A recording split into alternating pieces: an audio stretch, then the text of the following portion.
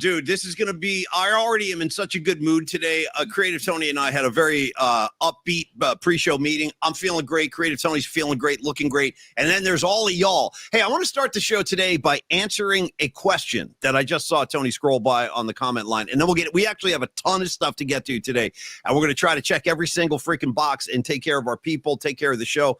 But I got to say, Tony, I'm watching all the comments. Everyone's hanging out. It's like a pregame, like social hour the audience has, like on the comments line, even before the show starts, which I think is so cool. It's like, you know what it is, Tony? It's like the shakedown before a Grateful Dead show.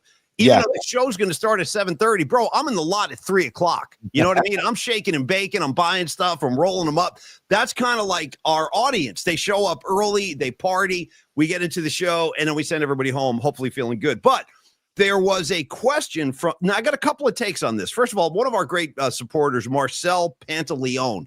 Let's just stop right there and celebrate the name. Pantaleon. Every time I hear the name Pantaleon, I think about my Spanish class in high school when I was in Jersey. Tony, we had this teacher, Mrs. Alterman. Yeah. We were so out of control. It was like the Hot for Teacher video, basically, where the kids are just going crazy. They're standing on desks, throwing papers. And we drove this teacher so crazy that she retired. Ooh. When she got through with our class, she's like, I'm out. I'm done with this whole thing. And I retained so little of my Spanish lessons, but I do remember this. And every time I see Marcel Pantaleon, I always think of this. I always think about, Tony, I still remember pantalones vaqueros. Okay. Pantalones vaqueros. That means blue jeans, I believe, right? You guys help me out. Espanol. Pantalones vaqueros. I know like random words, you know what I mean? Película, La Playa. Stuff like that, you know, nothing that can really serve me. Tony, I can ask you if you like to play soccer. Nice. ¿Te gusta jugar al fútbol? There you go. There you go. What about ¿Dónde está la biblioteca? You lost me. What are you talking? What are you asking? Where's the library? Perfect. Great. This is how we're going to survive on our Spain trip. ¿Te gusta jugar al baloncesto? Baloncesto? Anyway, I wanted to say Marcel Pantaleon, he asked a question. He goes, hey, what's good? You know what's good, Marcel? You're good, brother. That's a long-winded way of me saying hello to you and everybody else. And thanks for showing up all the time. You guys are freaking great. Tony, how you feeling today on a high noon Friday? Tons to get into. Right out of the gates, let's just start the show right out of the gates by wishing our guy, Ray Goodman, a great, big, happy birthday from everybody here at the PNP Familia. Happy birthday, Ray Goodman. Ray Goodman and the Soulmates tonight in Martinez, William Welch Winery, in Martinez, 837 Main Street in Martinez, 6:30 to 10 is the music. No cover charge, just a 2-drink minimum. Bring your own food if you want to bring your own food into the joint and just enjoy Ray Goodman and the Soulmates on his birthday gig. Get after it, Ray. And I asked Ray and Noemi, please get some footage of the show so we can play it on Monday's show. So, Noemi, footage. And Tony and I were going to try to get over there, but we each have our own kind of obligations in our own houses and stuff tonight. So, Ray, I can't get there, but have a great gig. And he sent a list of songs. He was like, hey, if you guys want to sit in, here are some of the songs. You know which one I was going to pick, Ray? I was going to pick A Crazy Little Thing Called Love by Queen, which I can actually play on the guitar. And I love the vocal on that. Freddie Mercury does kind of an Elvis thing. Oh, this thing called love, I just can't handle it. Like, I dig that song. So, Ray, that was going to be the one. But we'll do that next time. And, yes, happy birthday, Ray. Thank you for all the support, man. Hope you and Noemi have a beautiful weekend and a great gig tonight. Tony, go ahead. Yes, and before we get to Giants, before we get to Niners, Seahawks, before we get to Chiefs, Chargers, like before we start spitting on each other, you mean? Before I spit on you, you spit on me. It's gonna be a big spit party today, Tony. The lowest of the low maneuvers of all time on an athletic field or anywhere else. You don't spit on another human being. But anyway, Tony, go ahead. Exactly. Before we get to Spitgate, Paulie, and some Valkyries ball too. We're gonna get some Valkyries ball. I just want to say that Ray Goodman shares his birthday with a couple of greats, man. Actually, a few greats, dude. He shares his birthday with Freddie Mercury, with Buddy Miles. So you're telling me I was just singing a Crazy Little Thing Called Love, and today's Freddie's birthday? Yes, today's Freddie. I didn't even know that. Happy birthday, Freddie. What a singer, what a talent, a prancing around dude in the hot pants. I mean, he is, and arguably one of the most talented singers, not only in rock and roll, but I mean, that guy could sing any style, anytime, anywhere. Rest in peace, Freddie. Thank you for that, Tony. I didn't know that.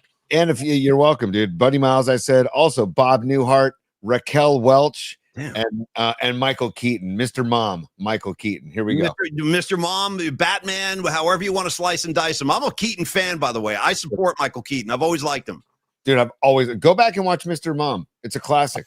It's a freaking classic. I can't emphasize that enough. Mr. Or Mom. you might want to go check out the movie with Will Ferrell and Mark Wahlberg called The Other Guys. Oh, Mike yeah. Keaton plays like a lieutenant, and he goes, "Yeah, listen, I'm just paying right now. I got a lot of bills. I'm paying a lot of college tuition, so my son can be a DJ in college and experiment with bisexuality." I was like, I love this guy.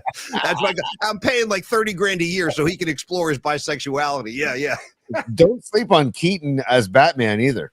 Really? Dude, you know what? Let me just say something on that point. You know what I always thought was really cool, Tony? Our friend Shannon Kaler. Hey, man.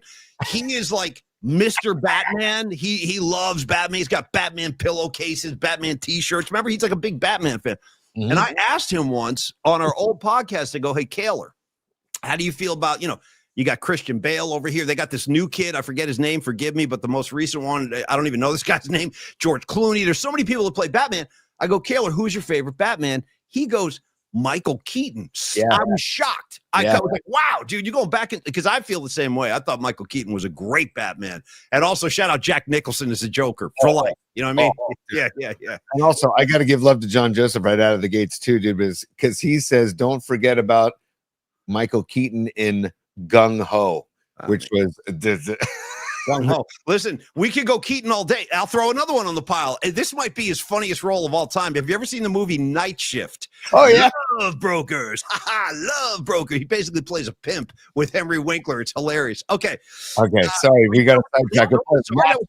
Lots to get into today, man. And a lot of excitement. We're jumping all over each other. We're talking Michael Keaton. We're singing Freddie Mercury songs. We haven't even started the show. Okay. Tony, we're going to get through a lot of things today. We have the return of the hot and sour picks. I got 2 games to profile. Tony's going to profile a couple of games. We will talk about the Dallas game last night. I thought it was a great football game by and large. Great way to kick off this season. Back and forth, very competitive. Dallas had a shot to win that game.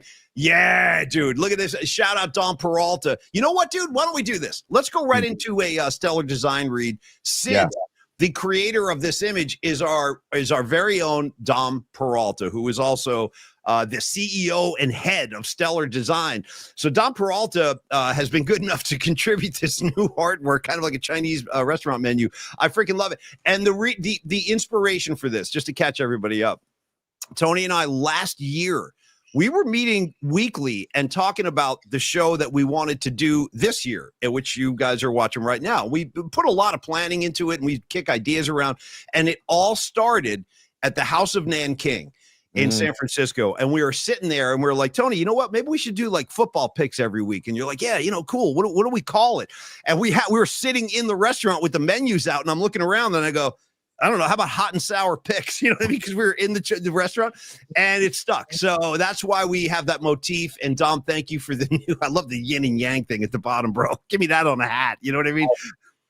Actually, you're not kidding. That'd be a great hat. And I love the chopsticks too. And I love the actual steaming hot bowl of hot and sour soup right there in the middle of it. And Paulie, later on in the show, we're going to show everybody an actual hot and sour pick video from last year that we basically snuck into the Cow Palace and did a video. So we'll show you guys later on. Before we get into this year's hot and sour picks, we'll show you an example. I think it was week 10 of last year's season. We'll show you last year's week 10, our hot and sour picks video. It was such a great day. There's a lot to say about that. And we just walked into the Cow Palace like we own the joint. I mean, breaking every law in the book, just like waltzing in there. Like, yeah, we're here to shoot. You know what I mean? Everyone's like, "Who are you guys?" But they were really cool. Cow Palace people gave us run of the building. It was really neat. Okay. Paulie, before we go, hold on. Corinne is a super. I'm going to let you handle this, Paulie. It's your former partner. Corinne is as a super. Thank you, Corinne. Yeah, well, he's my former partner, but he's also your former colleague. I mean, we're all like intertwined over there. Tony, Paulie Mack, Brian Murphy, we're all part of the same big machine over there. But no, of course, no, Corinne, thank you. And I already talked to Murph today. I sent him a picture of Paulie Walnuts just pointing at the camera, and it says, "Happy birthday." So I did. I connected with Murph earlier today. I'm sure I would be willing to bet heavy money. And I don't know this for sure, but my bet would be he's playing golf somewhere right now. That's my guess, Tony. Would you back me on that? Probably playing golf on his birthday, right? Definitely. And probably in some pleated khakis. And oh, there's no question. He's rocking the cacks, bro. No question. Real quick sidebar, and then we're going to get to Stellar Design. I'll never forget. Murph and I also got into an argument about when I told him that he didn't have to wear khakis to work every day because he was wearing like pleated khakis. This is back in 04. We're talking 2004. I remember. Didn't maybe a sweater with a collared shirt underneath? There was a lot going on. He was very preppy back then. Yeah. I was like, hey, nobody's seeing you. You know, this is radio. Nobody's going to see you. You can come in like Radich used to roll in the best. Oh, sweatsuits, dude. Matching sweatsuits, top and bottom, stripes, everything. Yeah. I want to remember the name of like the 80s brand. It was like Le Cog Sportif or whatever. Beautiful. You know, and they were like neon matching sweatsuits. I'm like, dude, let Gary be your inspiration about how comfortable you can be behind the mic. And then Murph's like, what, you got a problem with the problem with the khakis? You got a problem with the khakis? Like, no, I got no problem with the khakis. I'm just saying, if you want to be more comfortable, you have options. Yeah. Well, you know, I tell you the truth. Tony and I dress for this show exactly how we dress to KVR. Tony and I have never been at the forefront of the fashion movement. I just dress as comfortably as I can every day, and it's most likely going to involve the color black. You know what I mean? That's all my stuff is black. Okay, Tony, back to Stellar Design. I want to talk about Dami Peralta, one of the most valuable cogs in the Polymac particle machine.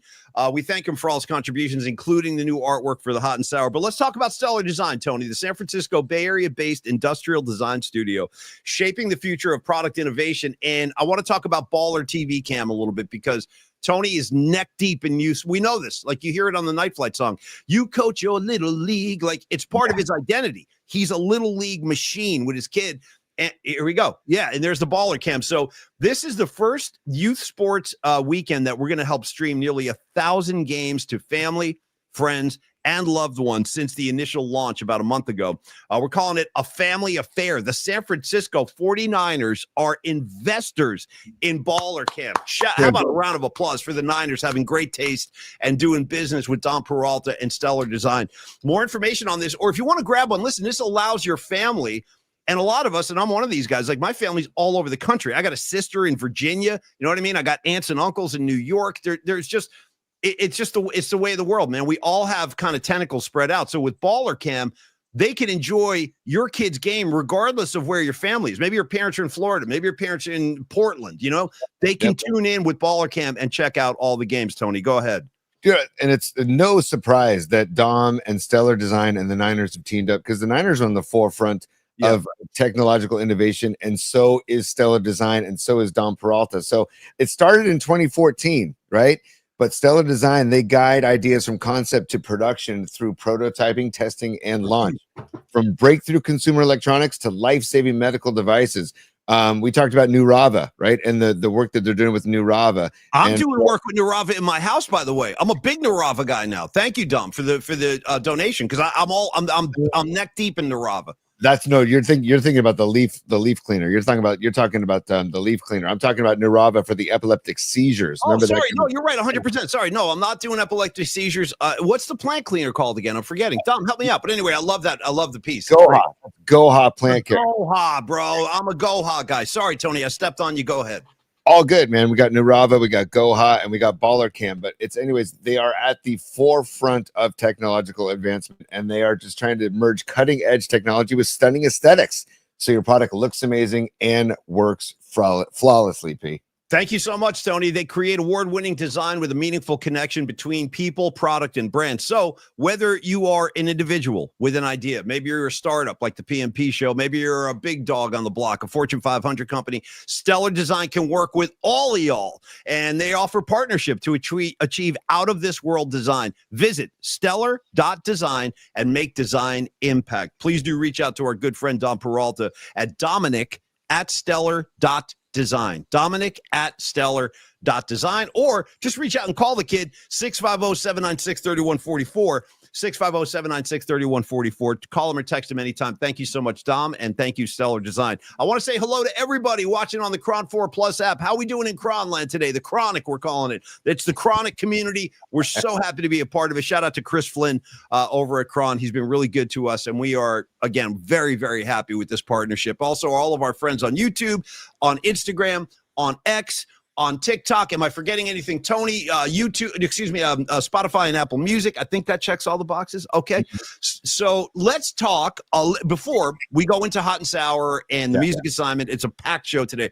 let's talk a little bit about the game last night. Opening night in the NFL. Fireworks are flying all over the place. Guys are spitting on each other. Listen, apparently Dak Prescott spit first.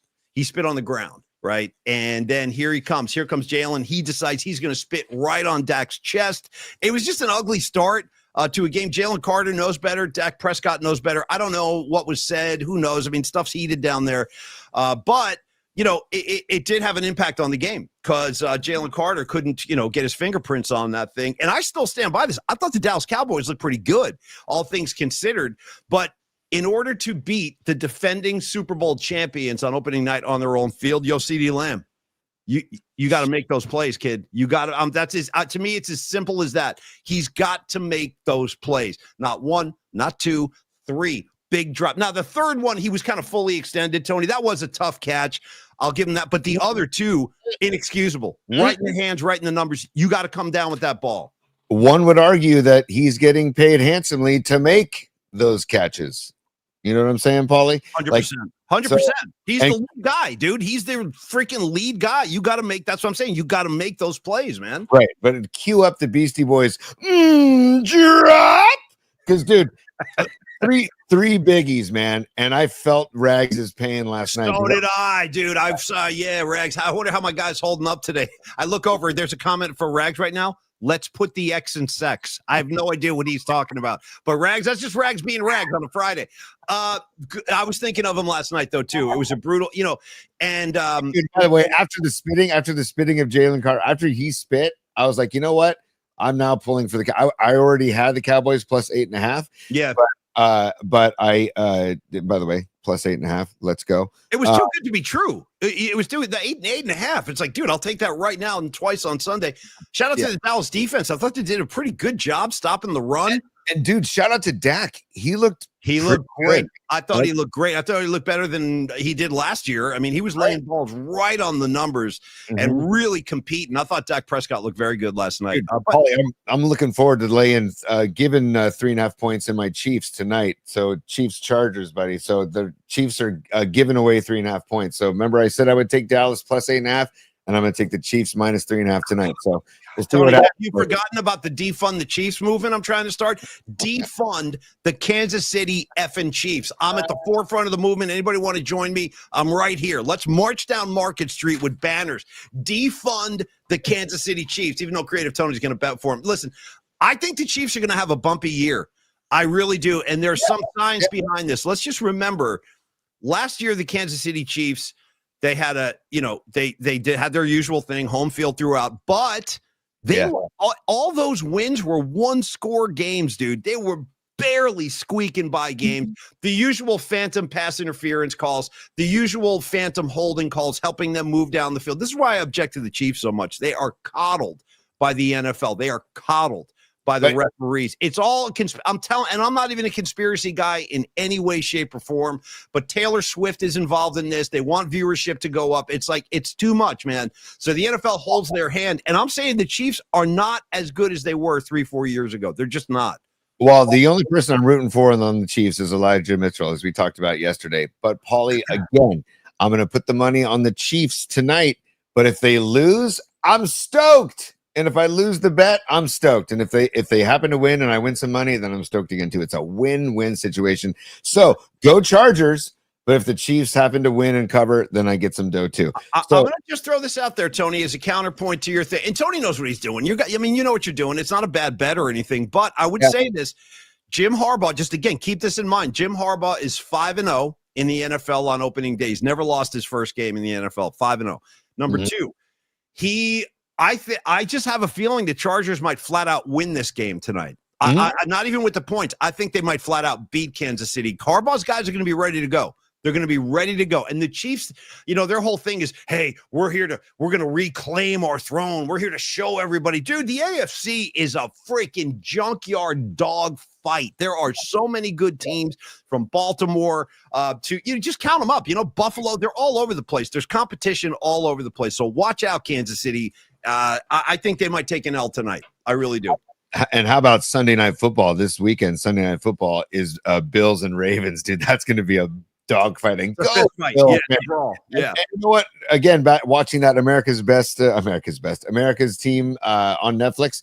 I'm on finished episode 4 now, and there's all the Bills coverage with the Jim Kelly coverage and stuff. And it's like my heart goes out to every Bill fan in the history of the NFL, because I couldn't imagine going through what they went through, man.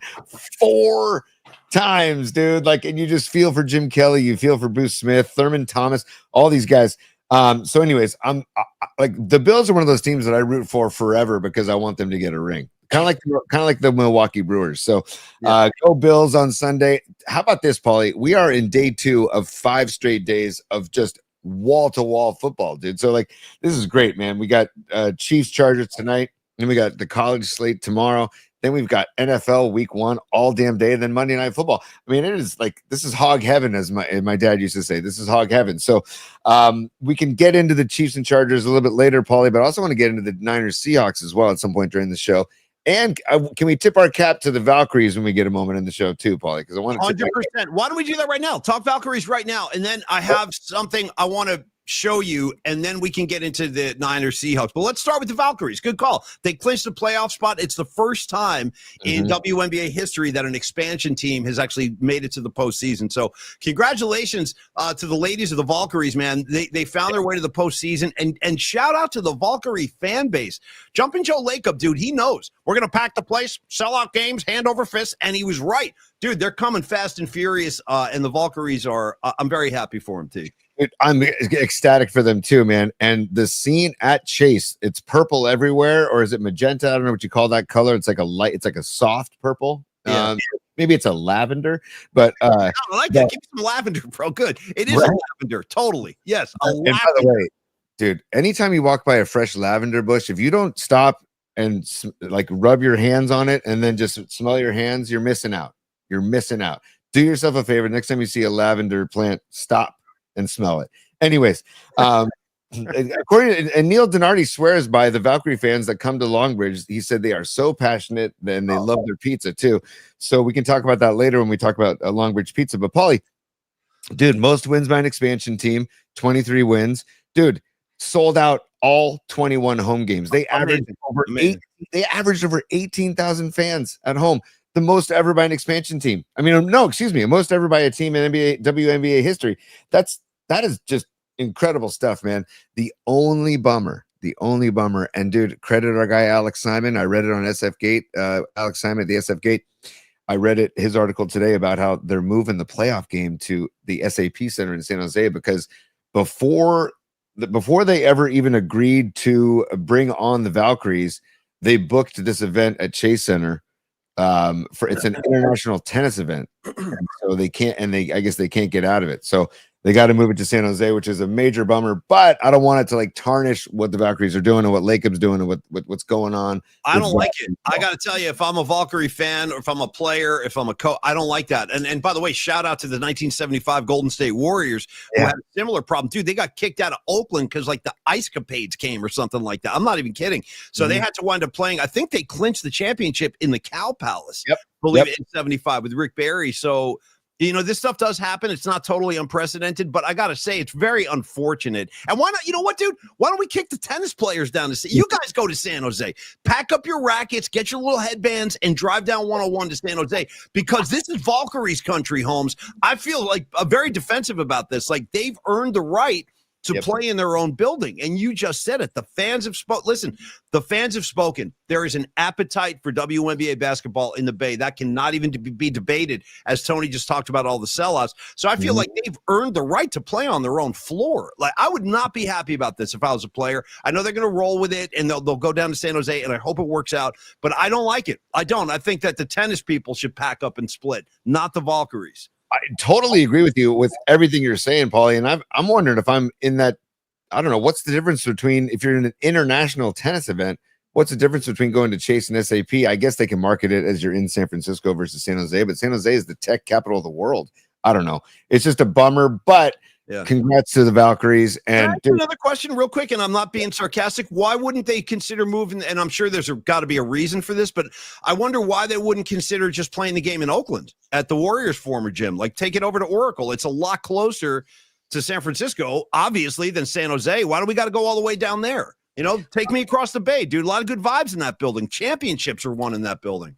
I don't know. Is there bad mojo between the Warriors and Lacob and Oakland? I don't know. I don't acknowledge them. That's the East Bay. I turned my back on. No, I don't know. Okay, it's a good question. I don't really know. That's just a guess. I have no idea, but that's just a guess because this San Jose is on this side of the bay. I don't know, but I'm very happy for the Valkyries. Me too.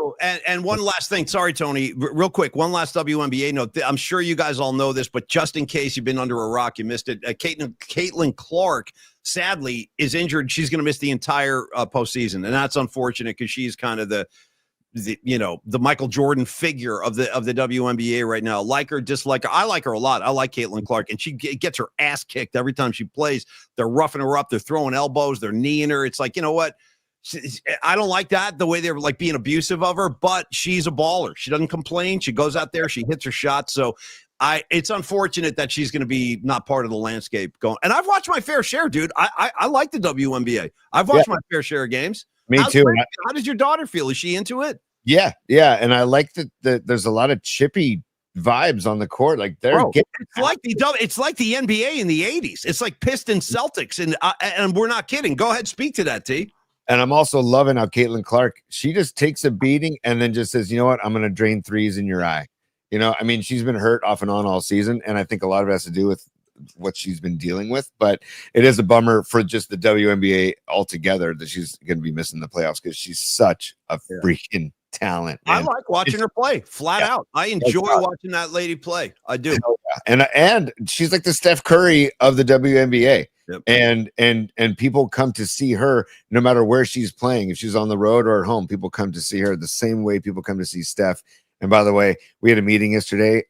Dubs basketball, it's not far away. We're about like 7 weeks away from Dubs hoops, or 6 weeks away from Dubs hoops. So, dude, this is a great time of year, Paulie. We got Giants ball at St. Louis. I'm not feeling good about the weekend. I got to be honest. What's with you? Giants are playing great baseball. You're getting very pessimistic about the Giants right now. What's going on with you? I love the vibe and I love what's going on. I'm just not liking the vibes on what I see. You know what? Hey, let me just say, blank St. Louis, dude. Blank them. You remember what they did to Will Clark? You know what I mean? Ozzie Smith over here throwing the boot, kicking him, coming to get, dude. And shout out to Will Clark for fighting like 5 guys at once. You know what I mean? Like, it took a little while for the cavalry to come, but Will Clark ain't taking mess from anybody. Just throwing hands, dude, headlocks. Back in the day, dude, baseball fights were legit, and that was a great one, dude. And that bad blood to me still exists. Why would we, dude? When I was still part of the KNBR machine, Brian Murphy and myself went to St. Louis, I think was it 22? I think it was 2022.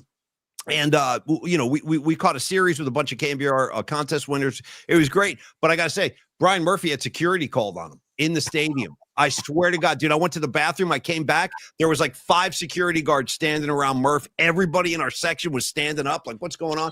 Apparently, Murph got into it with some Cardinal fans. And next thing you know, the security came over. So anyway, I got bad fit. Blank St. Louis is my point, dude. Blank them. That's why I love Murph. And also, yes, can I just give a tip of the cap to Candy Maldonado flying in with a haymaker in that brawl from right field, dude. And blank Jose Akendo forever. Blank Ozzie Smith forever. Yeah. Yes, blank the Cardinals. I'm just saying, Paulie, on paper today, we have Carson Seymour today, Verlander tomorrow, which Verlander's been pitching well of late, and then Kai Wei Tang on Sunday. So on paper, star. He's a Kai Wei star. Yeah, Deep Purple. Dude, Kai Wei Tang is the hardest part. Kai Wei to hell, dude. I'm on the Kai Wei to hell. You know what I mean? But anyways, my point is that on paper, although offensively they're banging ball right now, so just Devers stay hot, Adames stay hot, Chapman stay hot. Yeah, all those fools. By the way, when is Chapman going to serve that suspension? Good question. I think it's ridiculous that he even has to deal. Joke, dude, because he pushed a guy. Now we're suspending guys for getting put. Oh, hey, how about you suspend Freeland for starting the whole mess? Yeah. Hey, Freeland, don't give up a tape measure shot to right field in the first place. And if you do, and dude, by the way, Devers never, if you watch the replay, Devers never looked at him. Devers didn't say anything to him. He just stood and watched a majestic thing of beauty sailing into the right field bleachers. So it's like, hey, dude, Freeland, you just got your ass handed to you. Take it like a man. Ask the umpire for a new pearl, get back on the bump, and get ready to go. Dude, you're 3-14 on the season. I don't want to hear it, man. If anybody should have gotten suspended, it should have been Freeland for starting the whole mess. Dude, Chapman is just backing up his boy. And I loved how all of them came out. Like, they wasted no time in coming out and backing up Devers, man. Adames got right in the mix. Oh, Adames was like the first guy in the mix. Well, right after the Chapman push, totally. And I love that too. And Gravy is saying that Mark Graves, one of our buddies out there on the comment line, says he thinks the suspension will be served tonight. And I you know what? I support that, Gravy. I say get it over with. Like that way you get him for the next 2 games of the series. And, you got to serve it at some point. So shout out to, I'll say the one thing about the St. Louis Cardinals I don't hate, because when we were kids, remember they used to roll in like during the Bruce Sutter years and stuff, they'd roll in, dude, with the powder blue road jerseys. Remember that? They actually had like a powder blue road jersey, and it's not even part of their color scheme. They're red and white. I used to trip on that. But I did like those unis. I got to be honest. When I was a kid, I liked the powder blue. I was going to say, I like the powder blue, the Royals powder blue, the Blue Jays powder blue, remember the Expos powder blues? Those were the Expos powder blues. Incredible. You're raising a great point. It was like a staple when we were growing up. A lot of powder blue roadies. The Phillies, of course, coming in with their powder blues. Yep. The Brewers had powder blue. I'm a fan of the powder blue, basically, to your point, Paulie. But the Braves too. Sorry, Tony. One more thing to throw I think the Braves used to rock the powder blue, like Bob Horner. He'd roll it. The script to the Atlanta across dude. And shout out to the 1970s, and the Giants did it too. The elastic waistband on the baseball pants, dude. The elastic waistband with the 2 snaps. Yeah. Yeah, dude. When I played Little League ball, I had the 2 snaps. That was a staple. We all had the elastic when I played Little League, man.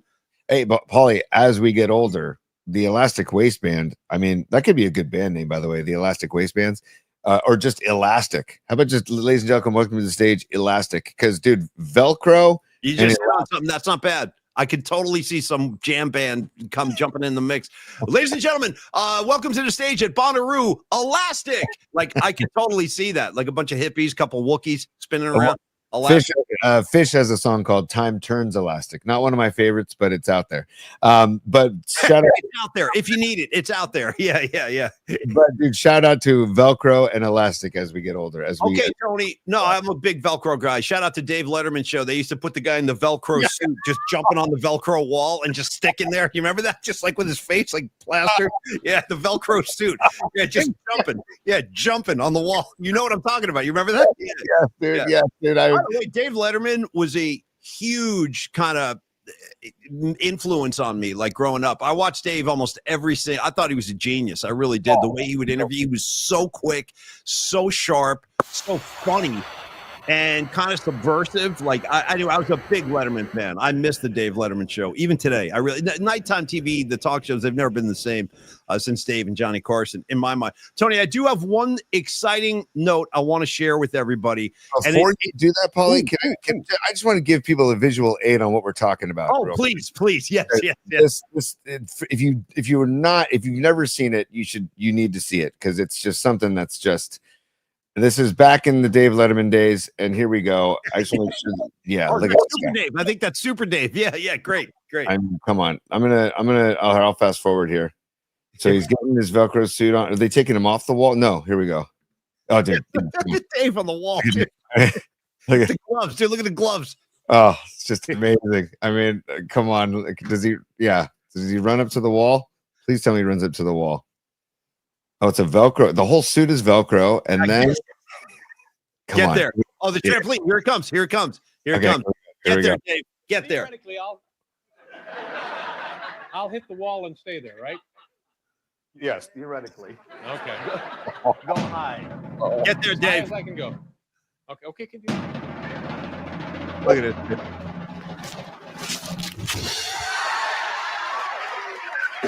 Dude.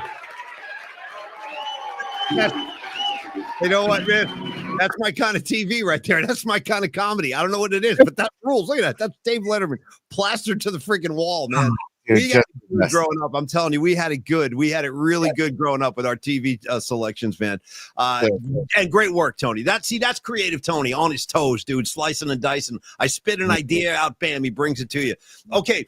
There is one very exciting historical piece of news I have to share, and it's going to require you, Tony. And we're not doing a bookmark segment, don't worry, but I have something in bookmarks about our dear friend Kate Scott, and I want you to share it with everybody. Go to bookmarks, scroll down like maybe 3 or 4.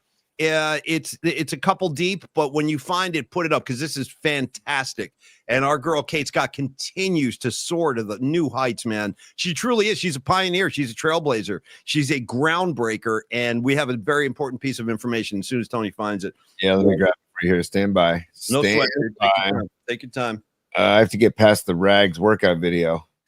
That's a good one too. Keep that one around, by the way. We might need to go back to that at some point. I gotta recap. There it is right there. Okay, here we go. Yeah, bring this up. This is so exciting. Yeah, this is Kate. We got to get her back on the show too. We will. Yeah, for sure. We had her on as one of my favorite episodes that we've done, and this is episode 163. And that Cape Scott visit was one of my favorites. Here you go, Paulie. Keep that there, and I'll read this to you if you can't make this out. So this is our girl Kate Scott, our former. When she worked on the Murph and Mac show, she was a sports update voice. Now she is a leading voice in the world of sports broadcasting. This is Kate Scott. She's been assigned to call the Vikings Steelers game on September 28th for Westwood1. That's the official network that broadcasts, official network partner of the NFL. They do all those radio games. She will become the first female play-by-play announcer to call an NFL regular season game on the network. Again, more ground being broken by Kate Scott. I just want to applaud that and tell you I love you so much, Kate. I miss you, but I'm also so happy for you as you continue to ascend. Just know out here in San Francisco, you have so many fans, so many people that love you. And I feel proud. I'm so proud of her, but I'm not surprised at all. I'm telling you, dude, this is one of the few times in my life I saw something and I recognized it right away. I go, Kate, you're a freaking, I'll never forget this. I walked into her sports update studio one day, opened the door, and I said, Kate Scott, you're a freaking star. You're a star. Good luck on your way up because you're going way, way, way up. And obviously she is. So round of applause for Kate Scott, everybody. We love her so much, and more ground being broken. How great is that, Tony? Kate Scott, kicking ass. But like you said, you're not surprised because she's such a badass. She's such a professional. She does her homework. Her presentation, and her personality. Like, she's so likable. And she's also really funny too. She is very funny. She's and by the way, off the record, when she's not working, she is a great hang. She is a great, like, we've hung out a few times, man. She is really funny. It's a great call, dude. And by the way, just because we mentioned it, I feel like those that didn't see it. Oh, hold on a second. I'm gonna just, because it's a Friday, vibes are out there, Paulie. I'm just gonna share it again for those that didn't see it in the past. Okay, we're just gonna share it again.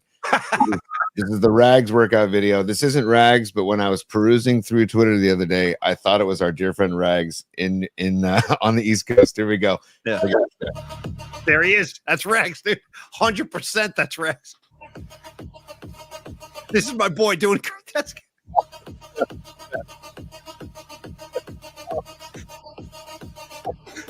He's coming. He's coming back. Yeah. And by the way, shout out to the guy's physique. He's ripped. The guy's freaking ripped. Not an ounce of fat on this guy's body, but I mean, he could easily take a slap to the face. You can't be dancing around a gym like this when guys are working out.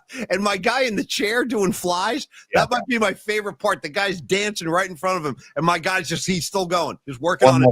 One last time. Not all the way through, but just past the guy trying to get his workout in. Okay. And as you pointed out the other night, look at our guy in the pink shorts checking himself out in the mirror to start the video. Yeah. And he says, you know what? I'm just going to go through the whole room. Here we go.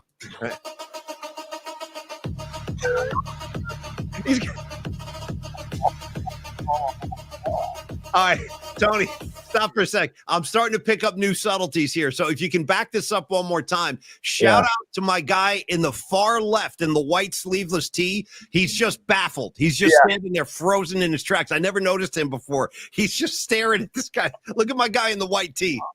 First of all, see the pose. Look at him. Look at himself in the mirror. Check it out. Check it out. Check it out. And then away he goes. And then keep an eye on my boy. Keep an eye on my boy in the white. He's just watching him. Look at him standing there like a kid from the Blair Witch Project, just frozen.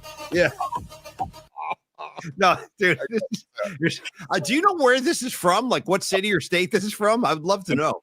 I'm guessing East Coast because it's just there's an East Coast vibe about that guy. I don't know what it is. I was guessing like Los Angeles because I feel like on the East Coast somebody would have like shoved this guy, like get out of my effing way. Everyone's so pissed off on the East Coast, like. But maybe you're right. I don't know. Whoever that guy is, you're a legend. Keep dancing, brother. Keep dancing, man. Okay, so dude, NorCal Refrigeration and HVAC is saying Jersey all the way. I could also see it being like South Beach, Florida. Right? Okay, right? Yeah, that actually makes a lot of sense. I'm a big South Beach fan, dude. Shout out to South Beach, Florida, the streets that Tony and I rolled across. Dude, that might be one of my favorite like sports trips I ever took in my life. And we took a lot. We went to a lot of cities. But dude, I had no idea I was going to mesh with Miami the way I did. I fell in love with that town. And when we went down there, Tony, had you ever been there prior to that Super Bowl trip? Yeah, I was there for when Fish did their Y2K New Year's thing. Wow. In the city of Miami? I went to South Beach, and then that new area. Wynwood. Yeah. That area. Remember, I went into the record store. I found the Miami Vice soundtrack on vinyl in this record store in the town the district called Wynwood. It's like the hip area. But we had great dinners there in that district, and then just like you said, stroll in South Beach. Oh my God. And also watching Greg Papa just run the show at that, I forget the name of that famous bar on South Beach. And by the way, respect Greg Papa. We're thinking about you, buddy. Get well soon, and I hope everything is going well with you, my man. Love you, G-Pops. Love you. Onward and upward, buddy. You're going to be fine. Just keep fighting. Keep fighting. Yep, exactly. But anyways, just watching Greg run the show in South Beach was fun, and hanging with John Lund too, our Bay Area Sports Collective brother. That guy, John Lund. Watch out. No, yes. when it comes time to party, you make some space, clear a path for Johnny Lund, bro. He's like a sleeping dragon, dude. You take him off his leash, watch out. He's spitting fire, dude. He's slamming. Johnny Lund knows how to party. That's all I'm saying, bro. Tropic Thunder, was that the name of the thing? Sleeping Dragon? Was that the name of the gang? No, but you're close. It's something dragon. It's something dragon. It's not sleeping. It's very close though. With our guy Tom Cruise with the big hands, dude. Hey, by the way, look at this, Nicky DiFrancesco, and he's got the Sharks logo. Nicky D, look at you, but he's a super today. Yeah, and without a comment. So I just want to say, Nicky D, thank you for the super, brother. And dude, Nicky D, just see the grateful cheer card behind me that Dom made for our Giants game out at the Giants Cubs. On the 26th? That was the Learn with Los night. Yeah. Dom made those cards. Grateful on the front, on the back is the Polymac Particles logo. Nicky D bought himself one. You can get any of those on our merch store, which is in our bio on our YouTube page. There's a bunch of links, and one of the links is for our merchandise store. Thank you so much, Nicky D. And also, meanwhile, here comes Phil Dawson to my rescue. Also, one of the great picture icons of all time. Just got a picture of Phil Dawson's face. I love that. He goes, the name you're looking for is Flaming Dragon. We are Flaming Dragon. Tom Cruise is like, oh, okay, Flaming Dragon. F-face. Do me a favor. Why don't you guys take a step back and literally blank your own face? Just yelling at this guy. I will rain a scorched earth, mother effer. Just yelling. He goes, how about I send you a hobo's blank cheese? Oh, it's yelling at this guy's like looking at the phone. Oh, okay, Flaming Dragon, blank face. How about I send you a hobo's blank cheese, dude? Oh my God, Tom Cruise really needs to make a full-length movie on that character. Just give me more of that guy, dude. The Hollywood agent. Any chance you got your hands on some to show us, Tony? I would love it. Peek. Yeah, I would argue that that's his greatest role ever. I would too. I would too. Certainly his funniest role. Certainly his funniest role of all time. Dude, give me some. There he is. Is there any way you can give me just a piece? Can you give me? I don't know. We might get pinged for it. You know what I mean? Oh, okay, good call. Good call. Let's stay away from that. We got in enough trouble as it is already. Dude, again, Tony, that's the thing. You put Tony and Paulie in the same room doing one thing together, like there's going to be trouble. There always has been and there always will be, dude. There's going to be trouble. And we've been reprimanded by the YouTube higher-ups multiple times. Sports Flash, and this is not from the Robot Centaur Sports Desk, but maybe it is one of the colleagues of Robot Centaur. Monty is checking in on the chat saying that CMC is a participant at practice today, and that Vic Tafer is reporting that CMC is a participant in practice today. Great news across the board. I didn't think there was anything to worry about there. Just be precautious. You never know, just whatever. But good to hear CMC back at practice today. I expect to see it fully loaded and ready to go. Let's get into it. This is the time. Let's transition. Let's talk Niners Seahawks for a few minutes as we get ready for opening day up in Seattle. First of all, that it doesn't surprise me that much. I saw the report yesterday. I think we all kind of held our breath for a second when you start hearing about what is it with calves down there? Juwan Jennings, Christian McCaffrey, cut the crap with the calves. Come on, are you Jennings with the calf? Really? Was there ever a calf? I don't know. I don't know if there was ever a calf. That's a good question. I mean, it was the contract calf, as people were calling it, because all of a sudden, hey, he's back on the field because the Niners said, we'll play hardball. We'll put you on the IL. We'll bring in Kendrick Bourne. We'll bring in Sky Moore. We'll bring in Valdez Scantling. If you don't want to play, we don't expect you to play. If you're going to keep this stance up, guess who's back on the field? And guess who looks great on the field, supposedly, according to a lot of people like Trent Jennings. Yeah, I've heard the same thing. Yeah, but go ahead and make some plays for me. Dazzle me. Show me you're worth this extra money that you want so very badly. And the Niners did step up. I got to say, listen, the Niners have handled their business, I think, reasonably well over these past, five seasons or so with Shanahan in terms of taking care of their big dogs with the contracts. They took care of Trent Williams. They took care of Nick Bosa, and they just took care of Brock Purdy in a very big way. So, and they took care of Juwan Jennings. They gave him an extra $3 million in incentives. So, Tony, the guy's making 7.5 as it is. This is the deal he signed last year. He's already unhappy with it. Guy's making $7.5 million. So they built in $3 million additional dollars. So he could clear $10 million this year if he lives up to the hype that he certainly seems to believe that he's worth. I love the incentive laden deals because it's like, hey, if you produce, you get paid. That's great. I love it. That's a win-win situation for everybody. Everybody wins. If you like, and tip of the cap to Juwan Jennings, if he goes and has that season where I think it's if he gets 6 TDs, he gets an extra like $660,000 or $70,000. If he gets like 60 catches, I believe gets a bonus and a certain amount of yards. Like, go for it, dude. Get it. And if you get, by the way, in that America's Team documentary again, that's on Netflix. Keep talking about it. No, I've watched every episode. I'm ready. Let's go. What do you need? I just watched about the Emmitt Smith holdout, right? Yes. That was after 92. After their first Super Bowl? I think he held out right away. Yeah. Yep. It was after 92, but he was also the NFL leading rusher 2 years in a row. Mm-hmm. And he was under a rookie contract. So when the rookie contract ran out, he's like, pay me. We just won a Super Bowl. I'm literally the NFL's leading rusher the last 2 seasons. Pay me. Juwan Jennings didn't have that type of season last year. So let's slow your roll, Juwan Jennings. Get paid when you produce. You had a good year last year. Good, not great. 17 games, 77 catches, 975 yards, 6 touchdowns. Yeah, 6 is, okay, it's nice, but it ain't dazzling. I'm not like, I've seen better, It's a good year. It's a good year. It is a good year.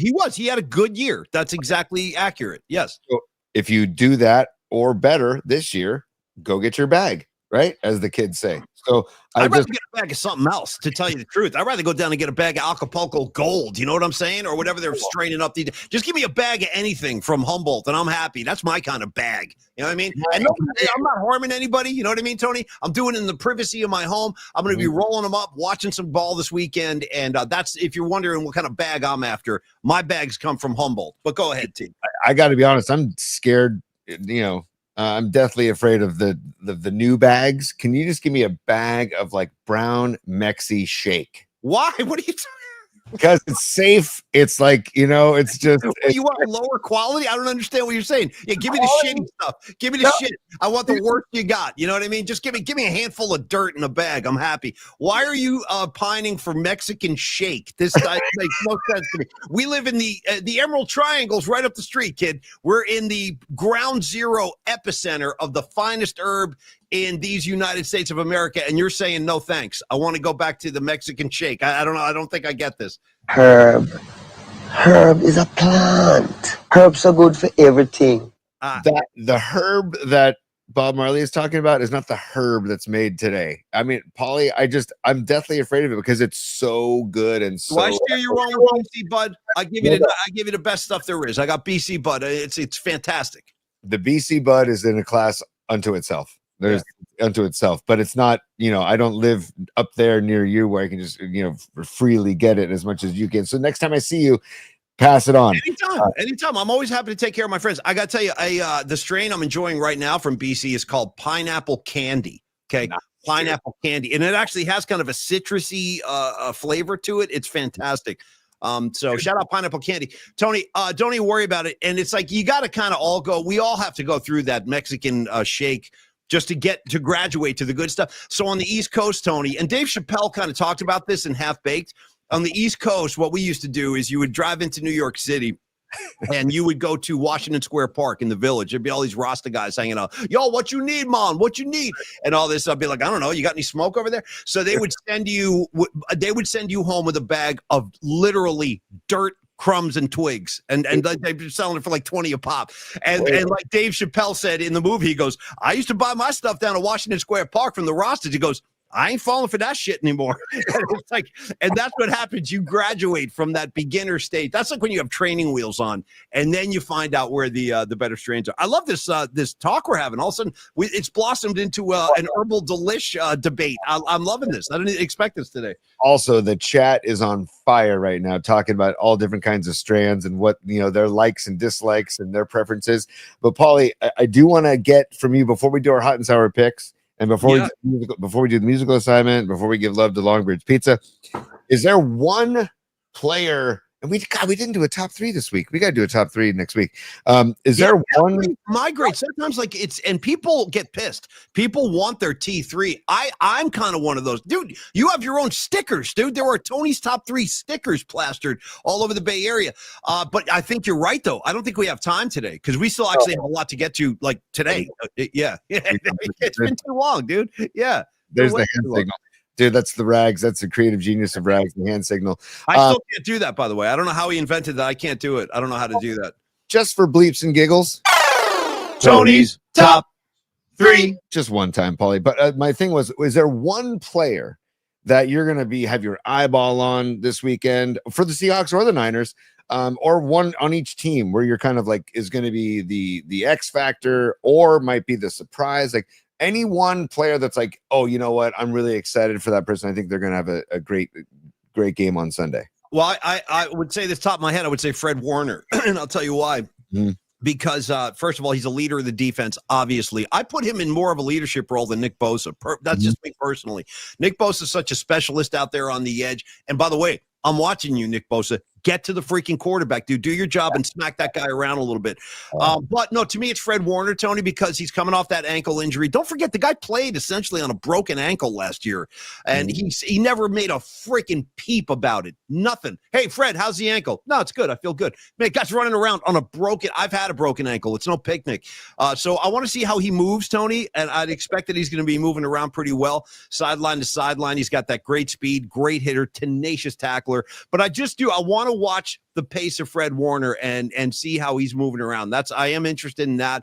On the offensive side of the ball, clearly there's going to be intrigue now with Christian McCaffrey and the calf. How's he moving? Can he still cut and stop and start? I think I'm with you on this, dude. I think it's a lot of hype to do about nothing. I think Christian McCaffrey will look fine, but I do want to keep an eye on him, and I am hopeful that George Kittle has his hands on the football because good things happen when that guy's in the open field shaking.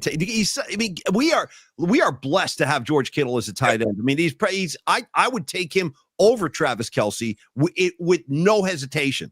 I think Travis Kelce has all the attention, but I would take in a football sense, I'm going George Kittle. So those are kind of my key guys. How about you, T? Who are you watching? Also, first on Kittle, not to geek out on fantasy football too much, but I drafted Kittle in one of my leagues early. How many freaking leagues are you in, by the way? For real? Just 2. Okay. But the one that's like the one I've been doing for 25 years, shout out the Bears Lair with Max and Joe and Garrett and Bearded Bob and all those guys. Paulie, that I took Kittle earlier than I probably should have because that guy he's a game changer, right? But the person and I saw this on the chat by a bunch of our people in the chat, Pearsall, I want to see if the hype is real about his preseason and his training camp, because supposedly he's had an amazing training camp and all eyes are on him now. I'm With like, all- you know, when it comes to Pearsall, Tony, I'm like Missouri. You know what I mean? The show me state, show me. Show me. Right. I am. I'm being like a tough SOB on him. I'm hard on Pearsall because I think there's too much hype. I need to see it. I want to see it. Yeah, but what I'm hearing is that he's at a great camp, so I want to see if he lives up to that. And you know, let me musically, I would go. I'll go Steely Dan on you, Paulie, because I know you don't like Steely Dan. Ricky, don't lose that number. Maybe if you stink out the joint on Sunday, maybe go back to number 14 for week 2. You might use it if you feel better. Boom, boom, boom, boom. When you get home, boom, boom, boom, boom, boom, boom. With the chimes going and stuff. Come on, man. Chimes. You're throwing chimes at me. Come on.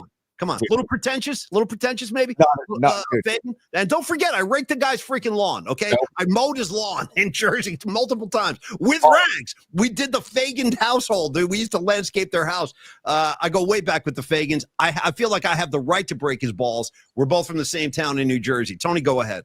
Couldn't disagree more with you, Paulie. I know.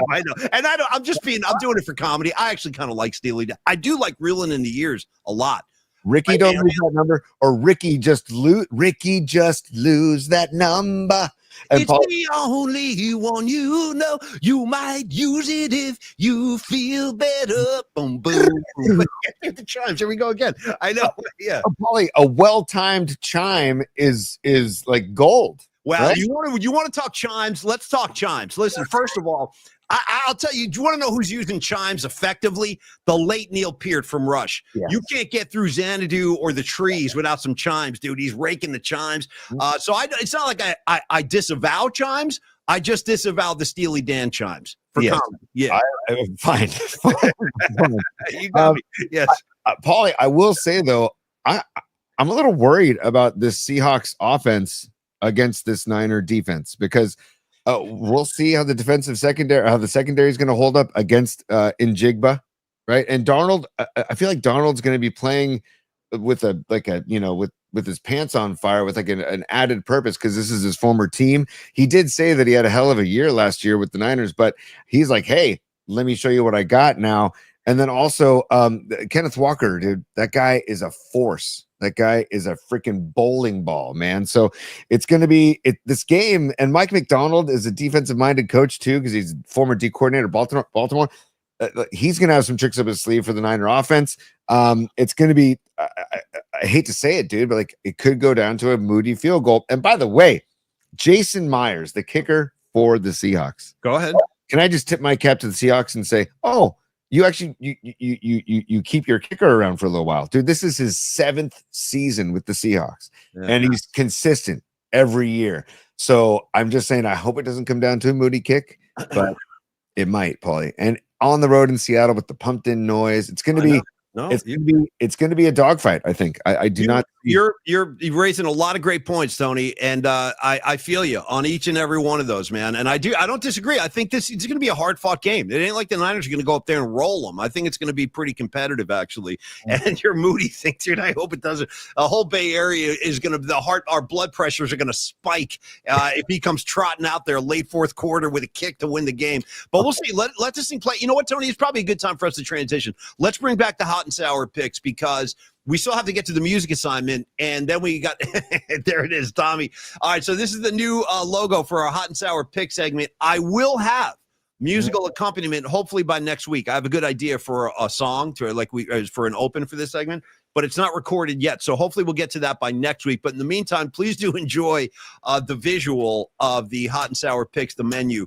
Tony, why don't you go first? Now, if this is a new thing, what you want to set this up? You said you want to do the Cow Pals piece? Yeah, go ahead. Yeah, let's go back and show everybody. Last year, every week during the season, we went to a different location and filmed our hot and sour picks. The first week was at the House of Dan King while we were eating hot and sour soup. That's where the name came up. Why don't we call them the hot and sour picks? Because hot, if you have a few hot weeks, you got the hot picks. If you stink, then your picks are sour. Hot and sour picks. There it is. So, Paulie, if you'll allow me, I think we should show our week 10 is the one that I picked out from the Cow Palace. Sure. So, I'm going to share this. This is what we did. This is basically last year. This is week 10. And And I can't stress the cojones on Creative Tony and Paulie Mack. We just waltzed into the Cow Palace again, like we had every right to. We were essentially trespassing. Okay, we could have been cuffed, but we just walked in there and said, "No, we're just here to shoot some video. Don't mind us." Yeah.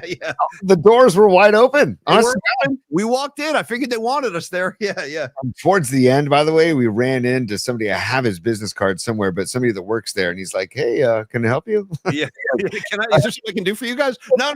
We're good. Thank. Although, do you have any water? Do you have any bottled water? You can bring us a couple of drinks. No, just kidding. We didn't say that. Go ahead. Here you go. Stand by. Here we go.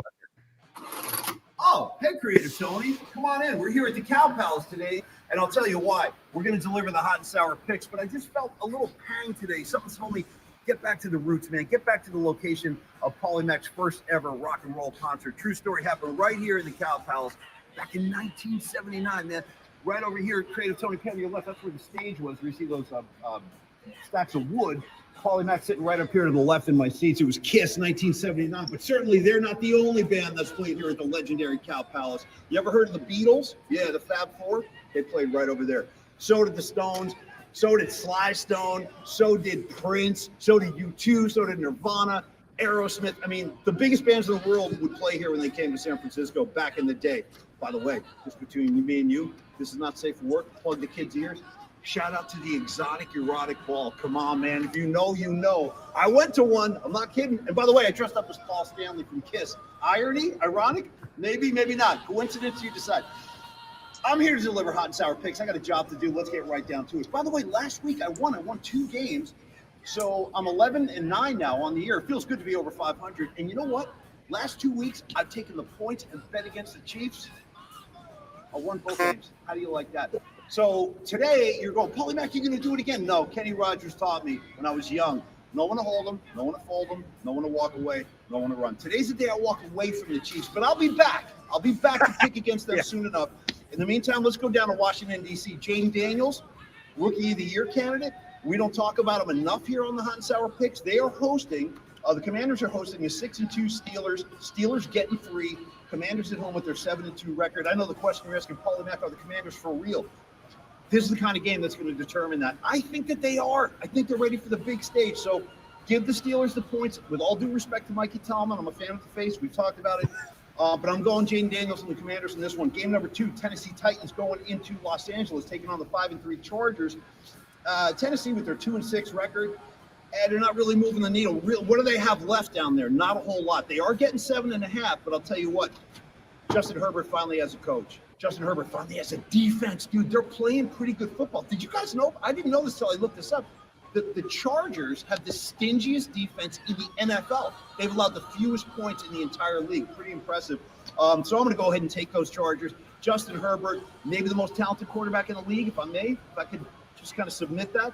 Because it ain't Mahomes, I'll tell you that much. I take Herbert over Mahomes. You heard me, and I'm standing by that. Take the Chargers, give the 7.5, and let's just enjoy the Cow Palace. Creative Tony's up next. God love you, and have a great weekend. This is beautiful. I'm enjoying this very much. Hold on. Oh, yeah.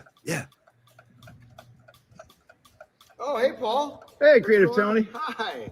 My turn to talk about some Cow Palace action. I'm sitting in the section 106 where I was for my favorite fish show ever. What's that date? 11/29/96. Wow. Nice. Look it up. Great set list. I like to shout out the girl who was standing next to me who guided me through, and she asked me to pretend that I was in a bowl of rice, churning rice while I danced. What's that going to do for anybody's musical enjoyment, churning rice? I'm just curious. Paulie, as the kids say, if you know, you know. Fair enough. Okay, here we are. By the way, 3-0 now. 3-0 in the last 3 picks. I'm hot. Okay, scalding hot. Some like it hot. Red hot Motley Crue. Yeah. Right? What are you going to do? So this week, I'm going to roll the dice a little bit, you know? Paulie talked about Kenny Rogers. How about Garcia and Deal, you know? When are you going to let that deal go down? Let's make a deal. I'm going Carolina Panthers. You know I love the home dogs, right? I'm going Carolina Panthers. They're getting 6.5. Man, I wish it was 7, but that's Vegas. They're trying to sucker me, and they got me. So I'm taking the Panthers at home against the Giants, plus 6.5. That's all I got. Here we are, Cow Palace. Enjoy. Yay, dude, that was fun, man. And look at our beloved Cow Palace. God, I love that building. I freaking love that building. I don't care what anybody says. I wish they would bring shows back there. I really do. I really wish bands would play there. Problem with the Cow Palace is a little small and the acoustics are horrible, dude. The sound bounces all over that joint. But I still miss it. There's a lot of great memories in there. And I saw a lot of people on the comments line. Patty from Napa said she caught the same Kiss show. Don Peralta loved the Cow Palace for life. Humdinger, thanks for the visuals. We had so much fun making the Nestle last year. See, the thing is with last year, I was still kind of under contract with KBR, which is kind of why I sat out that year. And we were still working out the for real. We were like working out the financial part of it all. And so I couldn't do any shows last year, but we did put up those hot and sour picks every week, and we had a great time. I really enjoyed that, Tony. And compliments to you with your great production work, dude. Bringing in Mikey Tomlin, bringing in the Motley Crue picture. Like, you really did a great job with those. But I think we thought this year we should probably just do them live on the show. Right? Do it live. Thing sucks. This whole thing sucks. We'll do it live. Yeah. Dude, I was still working at KBR when we were making those, and so I remember like a couple times Mike Holler was like, "Where are you going?" I was like, "Oh, just I got a meeting, got a lunch date." You got a lot of meetings. Yeah, a lot of meetings last year. Always on Thursday. Yeah. Anyways, shout out Mike Holler, one of the greatest. I love Mikey Holler. He's at PD at the Sports Leader now, and I'll tell you what, I love that kid forever. Mikey, if you're watching, onward and upward, brother. Love you.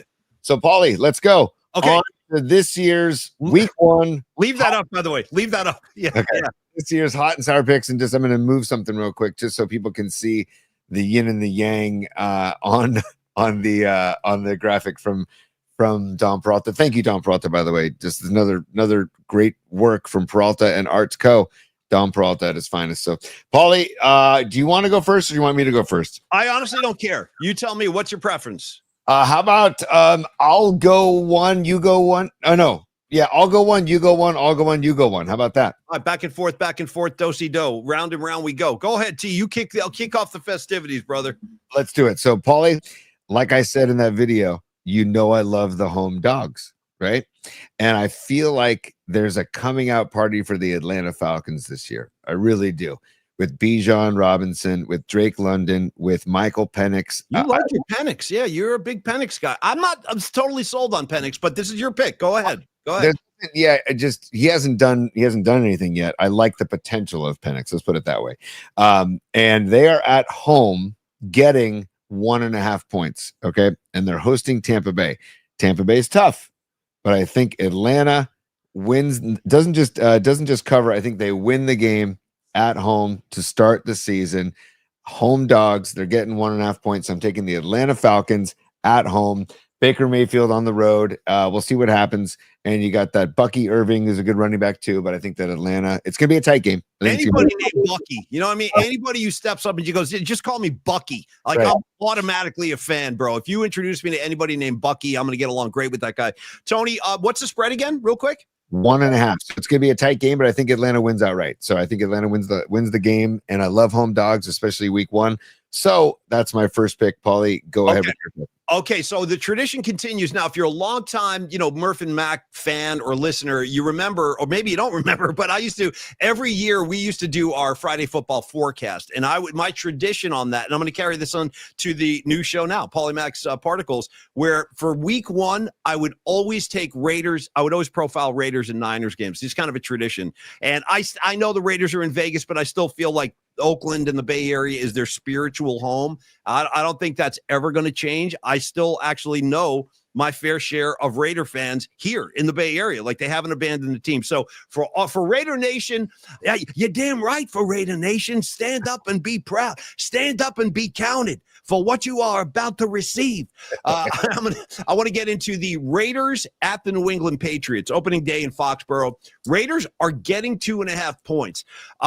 I think the Patriots are going to be an improved football team this year. They're still going to get their asses kicked by the Bills, most likely twice, and be looking up at them all year long. But I do think they're going to be more competitive, and I do think they're going to win their fair share of games. So Here's the thing. First of all, keep in mind, Pete Carroll has history in New England. He coached the Patriots when he left the Niners. If you remember this, he was a Niner defensive coordinator, and then the Patriots hired him as a head coach. I think he went 9-7, 8-8, didn't have a great year. I think he only lasted 1 year. And don't think the Patriot fan base has forgotten. They'll be all over him week 1 for Pete Carroll's return to the NFL. I do think Pete Carroll's guys are going to be inspired. They'll be flying around the field. They might make a play or two on defense especially, but I like Mike Vrabel. I do. I like his whole style. I like his smash mouth style. They're going to be very physical. They're going to be running the football. I don't know what that Raider defense is made of. Honestly, I don't know what to expect from them. But I do know that Drake May, I think he's going to have a pretty good season. He's a fundamentally sound quarterback. And again, under the tutelage of Mike Vrabel, I got to go ahead and take the home Pats, man. Sorry, Raider Nation. I'm just, with apologies to the ghost of Al Davis, I always knew you were a punk bastard. You couldn't take the Raiders on week 1. The hell with you. We turn our back. But I got to go Pats. That's what I'm feeling, Tony. And I go on particles and guts. Very few X's and O's, mostly feelings that I pull down from the air.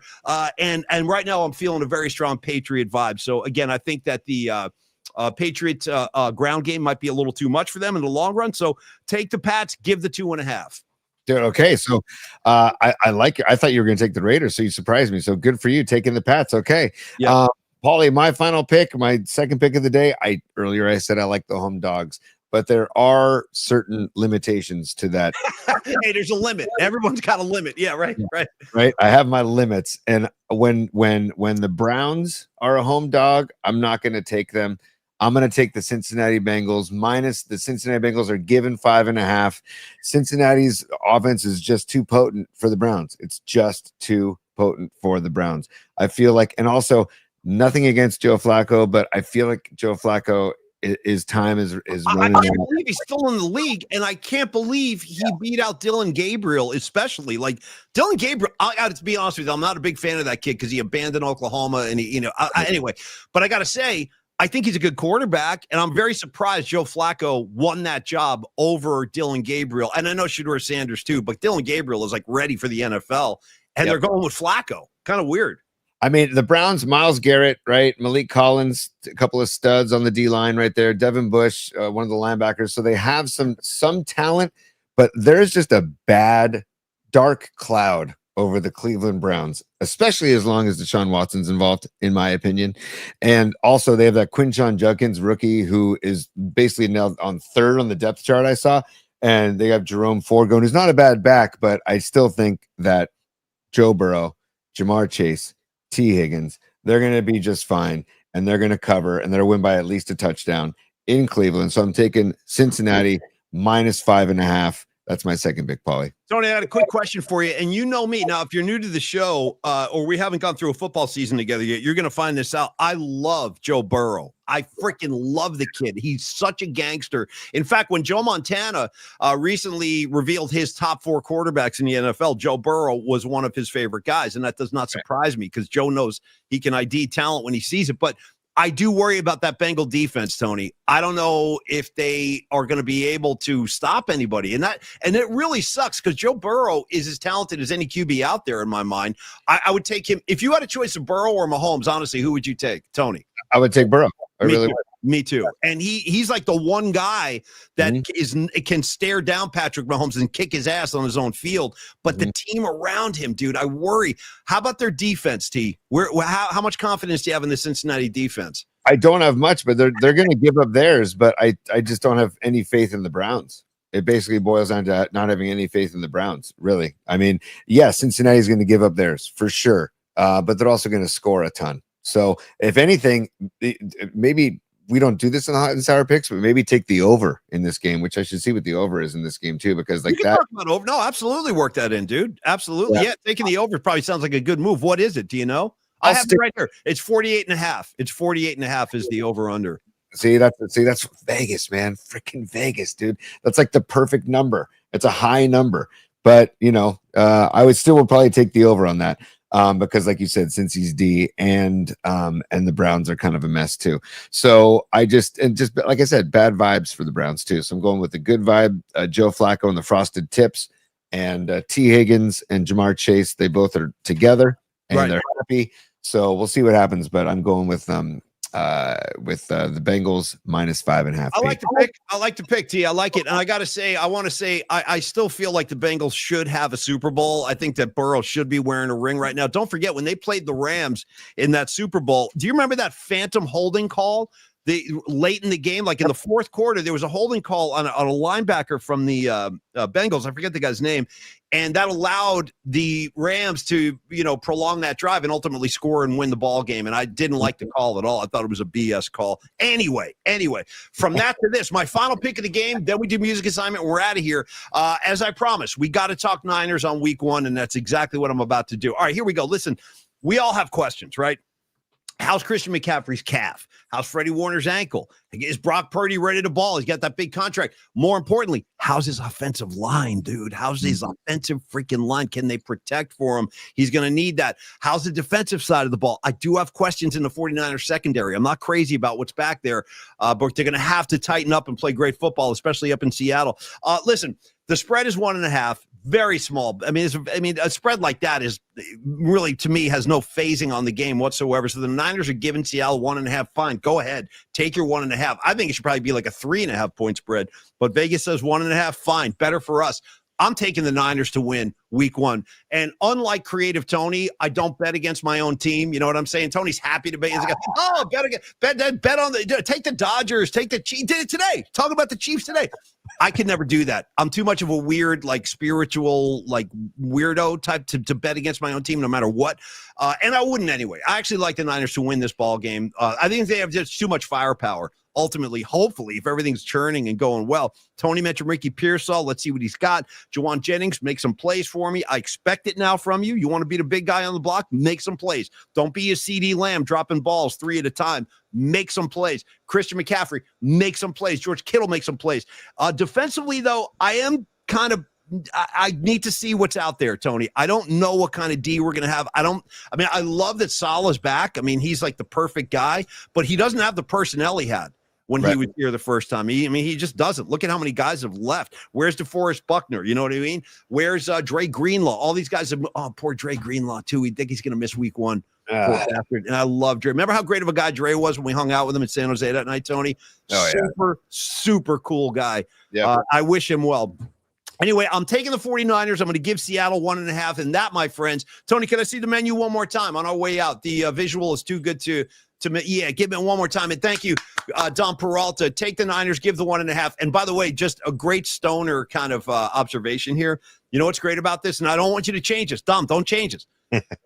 Bowl of soup, couple chopsticks, no spoons. Let's see you eat that bowl of soup with some sticks. I defy you. But I love it. I love the visual of the sticks and the soup. Tony, yes. Paulie, that reminds me, when I played baseball, when 13 years old in Japan, and they taught me how to eat soup and rice with chopsticks from a bowl. And they basically tell you to put the bowl up to your mouth and you just shovel. You just shovel it into your mouth. I've seen it done. I've seen it in the restaurant. I don't think it's very polite, though, to have the bowl right on your mouth, shoveling like that, is it?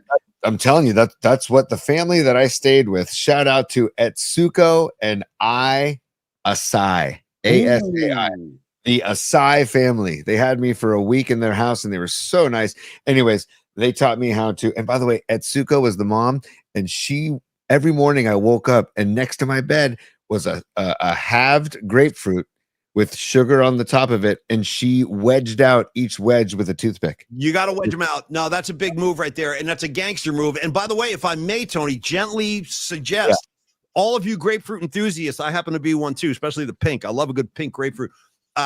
Try some honey on there instead of sugar. Ooh. Drizzle the honey. Okay, my mom turned me on to that when I was a kid. My mom used to drizzle the honey on the grapefruit, and I've never looked back. I've never turned back. Yeah. Only because we're talking grapefruit for a second before we get to musical assignment, Paulie. And by the Grapefruit League, Tony, the Grapefruit League. Let's talk Grapefruit League ball. You know what I mean? Yeah. Sure. It doesn't beat the Cactus League, but it's good. Yeah, it's in there. It's in the mix, right? And by the way, I'd much rather be in Zona than Florida. I got no time for Florida, really in any capacity except for South Beach. I go down there for fun. Go ahead.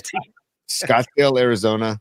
Yeah, and it's exploded over the last 10 years. But too much, dude. Try going to a Giants freaking Cactus League game. It's like $170 for a seat now, dude. It's out of control. Dude. You're so right. It's grown into like Disneyland almost. It used to be quiet. No more. That's why you got to go to like Talking Stick Park or go to Goodyear or go to Hohokam Park where the A's play.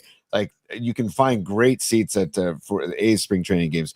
Anyways, Paulie, my point being is that we're talking grapefruit. I just want to tip my cap to the drink known as gin and juice because it's grapefruit juice and gin. And also there's a resurgence of a beverage in my life lately. And I have to give my friend Ian Gunderman, shout out Gundy.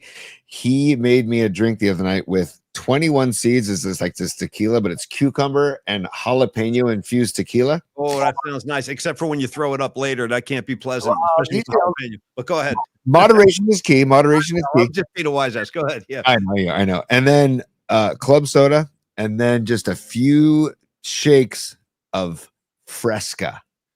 Yeah, dude. Fresca's a pretty surprisingly refreshing drink. Don't sleep on Fresca. It ain't bad. Give me a Fresca on the rock. Yeah. It's back in my life. My children are like, Dad, what is this? And I'm like, oh, it's Fresca. I'll tell you who's a big Fresca fan right now today as we speak. He's probably got a can in his hand as we speak. Is Rags' brother, Brian. Big Fresca guy. Big Fresca. Last time I was in Jersey, and by the way, I am going to Jersey next month. I'll be in New York and New Jersey in October. So I think Rags and I are going to do a show with you, Tony, from his house.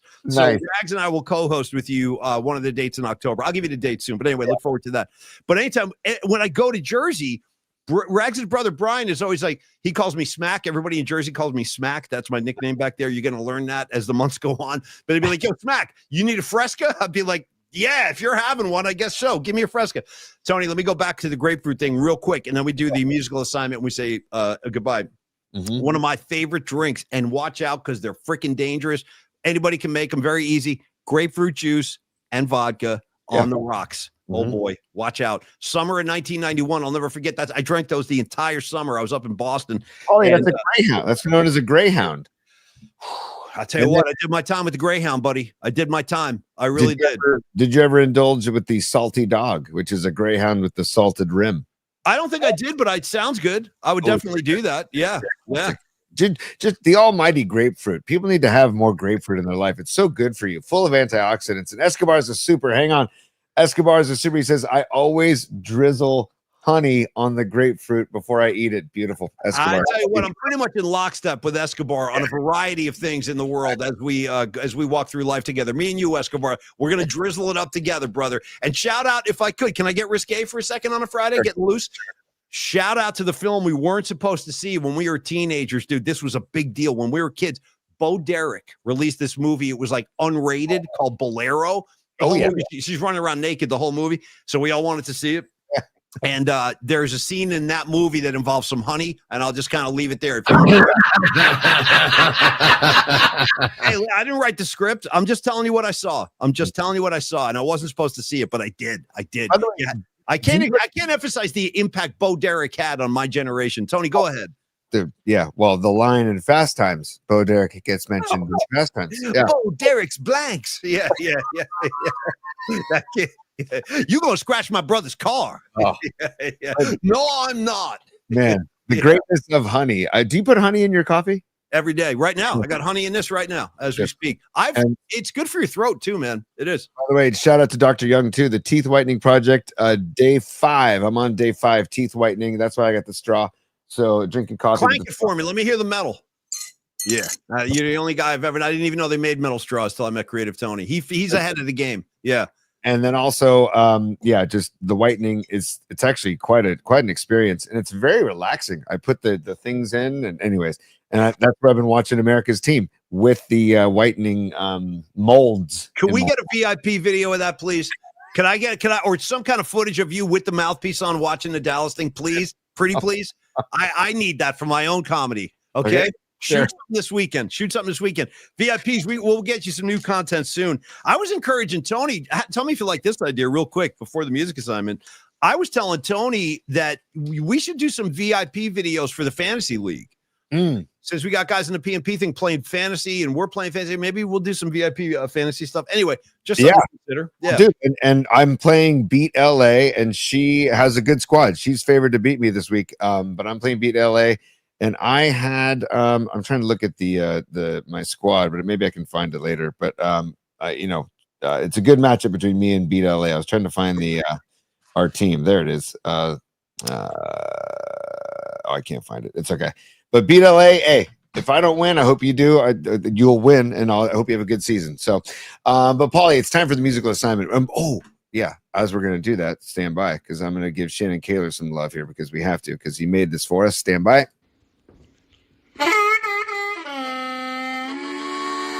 Peep this, particle heads. PMP's weekly musical assignment begins now, right now.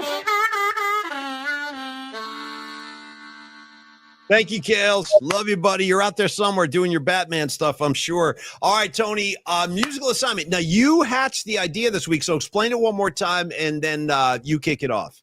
The musical assignment, basically, because we were talking, yesterday's show kind of unexpectedly took a turn where we talked about betting and about how I don't like the Cowboys, but I liked that they had 8.5. They were getting 8.5 points. And so I bet on the Cowboys. And we were talking about sometimes, you make a business decision versus a rooting decision.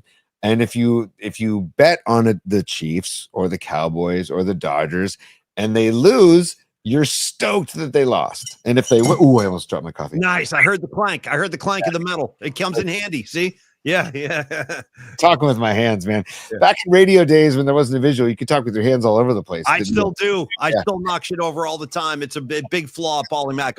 I knock stuff down all the time, waving hands around. I can't help it. Just part of my thing. What are you going to do? It's all good, man. But anyway, so and then if you bet on the Dodgers or the Chiefs or the Cowboys or whoever, and they win, and you win the bet, then you win money, and you can do whatever you want with those winnings. So anyways, that was the topic of discussion yesterday. So it led us to the topic of songs about betting, or that mention bets, or that mention gambling. And that was the musical assignment for the day. Paulie, so if you want to go first, or you want me to go first, I'll go first. I'll go first. You rap today, dude. You rap. So I love the assignment. I love the topic. And I thought, Scarlet Fire and I yesterday, even on the show, we're kicking around like there's so many Grateful Dead songs with gambling references. And Robert Hunter was really big on that, using it as like a metaphor for stuff. Mm-hmm. But I'm going to go left of that because that's almost like too obvious. Hey, Tony, how about Deal? You know what I mean? It's a little too obvious. So I'm going deeper. I'm going to start with what might be my favorite, but I'm going to give you two songs. I thought I was going to do one, but I thought of a second one. So let me give you two. And I don't have any records to hold up today. I don't have either of these on vinyl. But the first song, I will put it on the playlist in just a couple of minutes. PMP playlist 25. My favorite Bob Seger song of all time is I think it's his first single of all time. And I think it's from 1969. That's how long ago he was recording music. And the track is Ramblin' Gamblin' Man. Dude. And it was in Once Upon a Time in Hollywood. It was part of that soundtrack, if you remember it. And the lyrics, I was just 13 when I had to leave home, learned how to play fortune wheels and roll dice, because I'm a rambling, gambling man. Just a great kick-ass track. Nice. Bob Seger, Rambling, Gambling Man. Always love that song very much. And then Scarlet Fire for you and me. I'm going to speak New Jersey to you for a second. This is just between me and Bonnie. Bruce Springsteen, for the album, a very famous album he recorded and released, The River, was like his first big blockbuster record, came out in 1980. And like Bruce always does, when he records a record, Tony, you get 10 songs or whatever, but he's probably written 30 or 40. Honestly, right. He does that all the time. He's got this overload of songs. And there's an outtake, a B-side from The River. I think it might have been the B-side for A Hungry Heart, because that's what he would do. He would release a single, and then on the flip side, he would give you an unreleased track. He was always really cool about that. And the song, the flip side I want to go to from the River Sessions is called Roulette. Roulette. Yeah, rockin' tune, really up-tempo. I don't think he's played it since the Tunnel of Love tour, but it's a really dark Bruce song. Roulette with my kids and my life. Roulette playing with my wife. It's a very dark, crazy, intense Bruce song. So Bruce Springsteen, Roulette, and Bob Seger, Rambling, Gambling Man. Creative Tony, take it. Dude, fantastic. I only have one for this week, and I mentioned it yesterday, and I don't have it on vinyl, but I need it on vinyl because it was literally the first cassette tape I owned. I had a Fisher-Price cassette player, and it only had the 5 buttons on it, and it was brown. I remember those with a little handle, bro, with a little freaking handle. Yes, dude. I carried that thing everywhere, and it was battery operated. Yeah. It was not, and I'll never forget that, because whenever the batteries would wear down, the music would slow down and start to warble, Yeah. And that's also where I learned about the pencil trick about putting a pencil into a cassette and roll. How many times did you have to spin it? Yeah, totally. Yeah.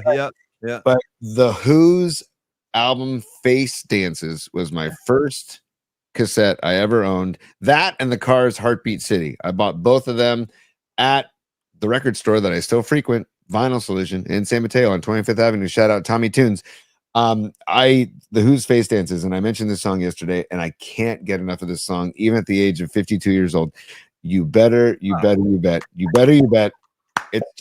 It's fantastic. It's the whole band shines. During the intro of that song, I think a lot of people think this is a keyboard. It's not. It's John Entwistle on bass. That doodin doodin doodin doodin doodin doodin. It's an insane bass line, dude. He's just peeling off at the beginning. And I love your selection. And you know what I love, Tony? My favorite part of that song is the end, when it like kind of slows down and he's like, "You better bet your life, or love will cut you just like a knife." I love the end of that song, the way it just kind of comes back down, because it's a pretty rocking song. Bravo, Tony. I love when you dabble with the Who. Makes me happy when Tony's listening to the Who. And dude, here it is, buddy. There is the cassette player. Yeah.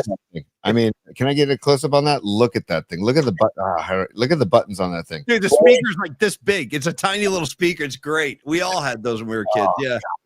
It was just the greatest thing ever. And the handle, it was all a handle. I just walked around the house with it. It was the best thing ever. No, it's fantastic. Look at the one, dude. Look at the one button has a musical note on it. You see that? Yeah. That's the play. That's the play button. Yeah.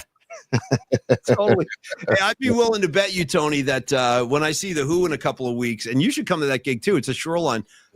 I'm willing to bet they play "You Better You Bet" at that gig. They usually do that live, and it always sounds kick-ass. Great track. You better love me all the time now. Come on, man. It's just, you better show me like it's alive now. Totally, Tony. Great. So All right, listen, Tony, great selection, brother. Yep. Now hold on, Paulie. I got pauliespot@gmail.com. I got a lot of people emailing in. So we got "There Ain't a Winner in the Game. He Don't Go Home at All" from Jack Straw. We've got "The Wolf Came In. I Got My Cards. We sat down for a game." Dire Wolf. "Sometimes the cards ain't worth a dime if you don't lay them down." Is that Bonnie? Is that Scarlet Fire? Yeah, Truckin', Me and My Uncle. And she says, and then for this is Scarlet. I was gonna have you guess who it was, but you nailed it. Scarlet Fire. And she also says "Ramblin' Gamblin' Man," Paulie, by Bob Seger. Okay. Then we also have Aaron Kask checking in. "Ramblin' Gamblin' Man" by Bob Seger. By the way, Paulie, again, if it gets songs that get multiple votes like this, I think we have to put on the playlist, right? So I'm shocked. I am shocked. I would never have guessed so many people would have want that Bob Seger song. That blows me. I'm like totally stunned by that, but I love it. Great taste, you guys. Nice. So far, Scarlet Fire, Aaron Kask, and now Patty from Napa. All three. "Ramblin' Gamblin' Man" by Bob Seger. I'm going to load it right now. And by the way, Bonnie, you'll like this. My screensaver is a Grateful Dead "Steal Your Face" from Hollywood Bowl. Anyway, I'm going to load these as we speak. Go ahead, T. Also, fun fact from Patty from Napa. She says Glenn Fry, a very young Glenn Fry, long before Smuggler's Blues, sings background on that track, "Ramblin' Gamblin' Man." Nice. Yeah. Very nice. Good job. I didn't know that. Thanks for telling me that. That's awesome. Nikki D checks in. He says he's been listening to Nebraska lately and in anticipation of the upcoming biopic. He says it's also my favorite Bruce album if I had to choose. And he says Atlantic City is his song. Yeah, dude. By the way, I cannot wait for that Nebraska box set. They just released the original version of the song "Born in the USA." I was talking to Tony about it before the show. Definitely, it's unbelievable. I think it's better than the version he actually released. He recorded it for Nebraska, Tony, but then he left it off the record. I mean, no, that song's no good. Keep that one off. So he didn't use it on Nebraska. It came out with its own album, and but he just released the Nebraska version. Check it out. It's going to stop you in your tracks, dude. It's really good. By the way, Greg Tree. Yes, I totally. Yes, Paulie. Yes, I'm very excited about that. And also, Greg Trela checks in, also known as Little Giant. By the way, if he ever checks in on the chat. Greg Trela checks in. He says he thought about going with the Gambler or the Devil Went Down to Georgia, but his pick is the House of the Rising Sun. Ooh. Animals. And he also says if you're going to wager on a team you hate, you've got to take them as an underdog. If they lose, it's great. If they win, you've made money. But wagering on them as an underdog gives you the opportunity for the best of both worlds, like what happened with the Cowboys last night. So there you go, Greg Trela, echoing my thoughts. Jerome checking in with the musical assignment. He says, I'll Bet You by the Jackson 5. It's the Yeah, he says it's the funkiest track they ever recorded as a Jackson 5, which makes sense because George Clinton co-wrote it, which I did not know. I did not. Shout out Dr. Funkenstein. You know what I mean? Yeah, and he says, have a great weekend. Go Niners. Thank you so much, Jerome. Much love, man. Steve Groschel, the person, he's our last winner for the Red Devil Records gift certificate, which we'll give away in a couple weeks, once a month. Musical assignment, Tumbling Dice. He goes by either the Rolling Stones or Linda Ronstadt. Hell yeah. And then he also said Luck Be a Lady by Frank Sinatra. Nice. That's a Brian Murphy special. Murph's a big Sinatra guy. And a great call on Tumbling Dice. One of my favorites. I have a great double record, Sinatra duets. Highly recommend it. Anybody check it out. Sinatra duets. He does all kinds of music with a bunch of different contemporary artists. Stevie B checking in. Warren Zevon's Lawyers, Guns, and Money. And he said, dude, honorable mention. He said Ramblin' Gambling Man by Bob Seger. So I can't believe I am blown away. I thought I was gonna surprise everybody with that one. I had no idea, but you got Stevie B. Well done. Well done.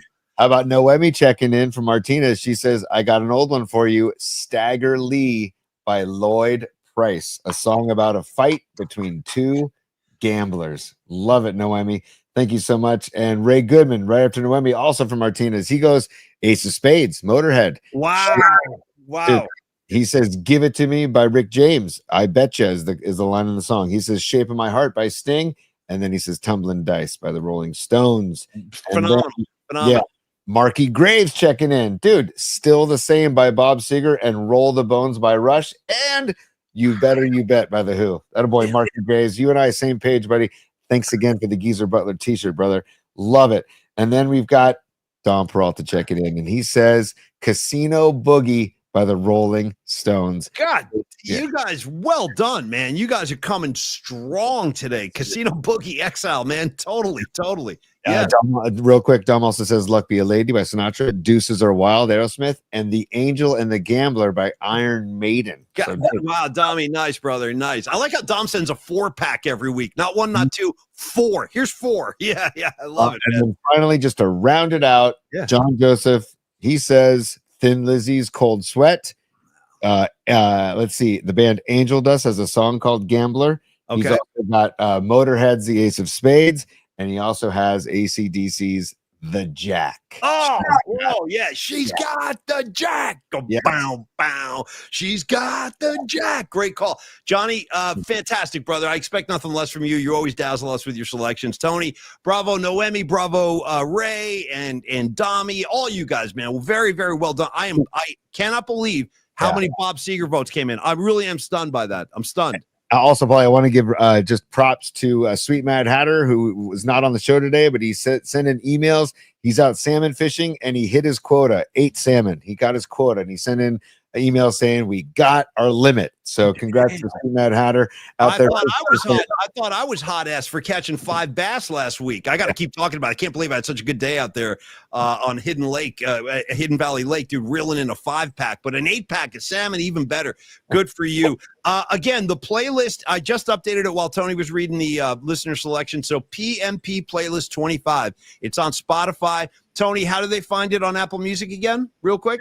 It's scrolling on the bottom of the screen. PMP Playlist 25 on Apple Music. PMP maybe I should open up my blanking eyes. It's right in front of me. Thank you, Tony. And then Escobar the Third, did he send? I think he sent one. Did you miss his? He says he sent. This happens with Escobar. I don't know why I don't get his emails. It's so bizarre. Let me check. I can check a different folder. Or Escobar, just write it on the screen. Just write it up. Just send it in right now on the comments line, and we'll read it for you. I didn't see it either. I'm sorry about that. We definitely want to honor you, dude, and get your musical selection up there. So let us know, or text it into a thread, Escobar. That'd be cool too. Dude, Pine Needle checking in with Pink Floyd's Money, and you know what? That's Gilmore singing, so that's good. Pine Needle Pink Floyd's Yeah, Gilmore. let's keep it with Gilmore. Going forward, dude, let's keep it all with David Gilmore. Give me some Nick Wright, maybe mix in some Mason. Even give me some Sid Barrett riding his bike around London with that basket looking crazy. With no disrespect, by the way. No disrespect. I just got it from Escobar. He says, of course, the staple for gambling. He says The Gambler by Kenny Rogers. And he also says Lyrics to Go by A Tribe Called Quest is the name of the track. And he says the line in the song, always wanted this because it surely beats a scramble. I'm Jordan on the mic. Huh? Wanna gamble? That's the line from the song, dude. Dude, shout out Q-Tip, man. Very nice. Get me some Tribe up in this piece. Well done, Escobar. Hey, man, very fun show today. These shows now, Tony, you know you're doing well when the shows fly by. Like we're dude, and again, we're supposed to be doing that. We're brushing up against a $140 again. So thanks for riding it out with us, you guys. If it's too much, let us know. Seriously, we can all shape this thing together.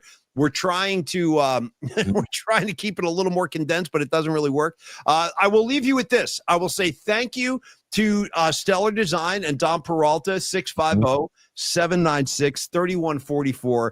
Dominic at stellar.design. Stellar Design, man, visit them. They create award-winning designs with meaningful connections between people, products, and brands.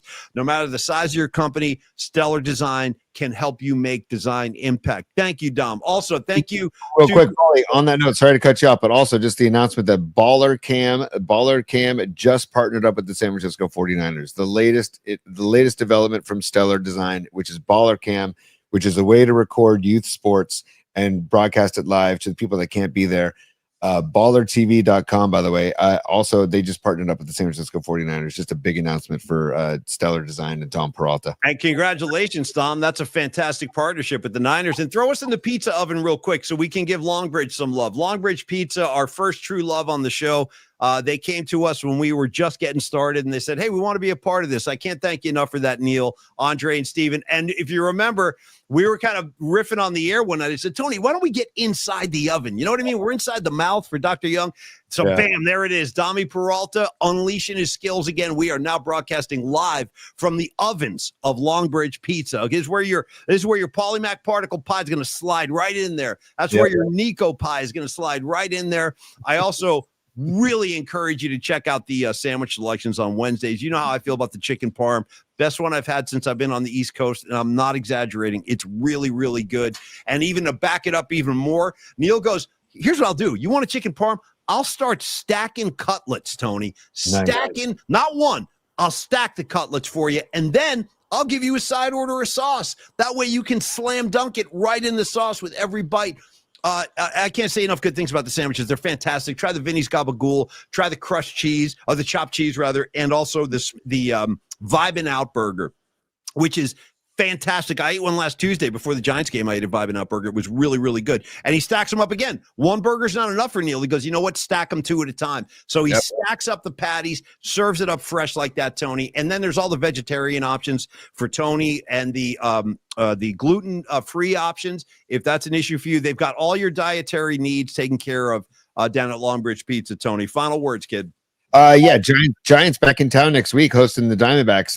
Longbridge closed on Mondays, but Tuesday, Wednesday, they'll be there. And if you're going to the game, go to Longbridge beforehand. And if you're not going to go to the game and you want to order takeout or delivery, longbridgepizza.com. Longbridgepizza.com. They do delivery, and they also do go order takeout and go have a nice ice cold beer from other local breweries that they have on tap. They have a great beer selection as well. So Neil, Andrew, love you guys. Andre, Gabino, Steven, the whole staff there. Markovich, you know what I mean? The whole gang. And by the way, Tony, I just want to reveal a little kind of tease before we end the show, and that is that myself, Dom, Tony, and Neil Denardi had a meeting yesterday, and I just want you guys to know we are already working. The four of us are working on the next PMP Familia get-together. We started hatching ideas yesterday. You guys are going to really like what we have coming up. Some unusual stuff. Honestly, I don't think anybody would kind of predict what we're going to be coming up with because it's kind of left of like a normal get-together, but you guys are going to love this. So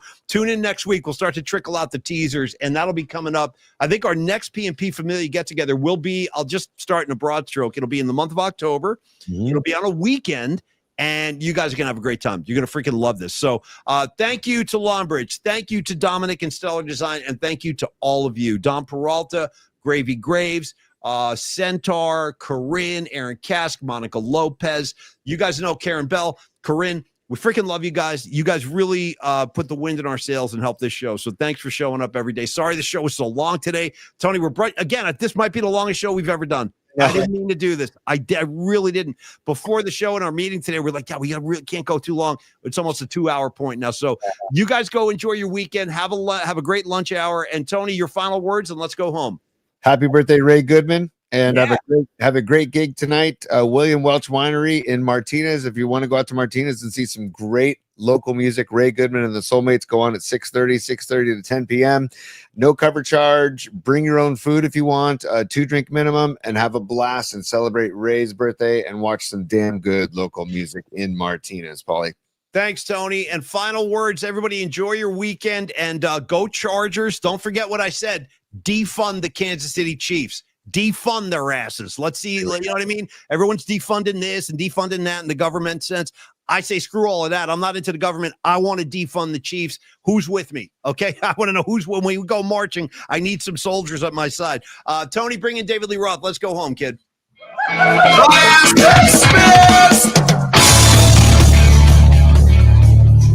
Dude, once again, Tony, smooth like silk, dude, when I give you one of these. Yeah. So you're crossfading your Ray off over there, and I love it. Tony's dad, you don't even know what Tony's up to. He's pulling levers, he's pressing buttons. One of the best, I said this for years, best producer KMBR ever had right here, Creative Tony. And he's freaking great on the mic, too. So, Tony, I love doing the show with you. Have a great weekend. Go Chargers. Enjoy college football. We return Monday morning at 11 a.m. We'll recap all of it.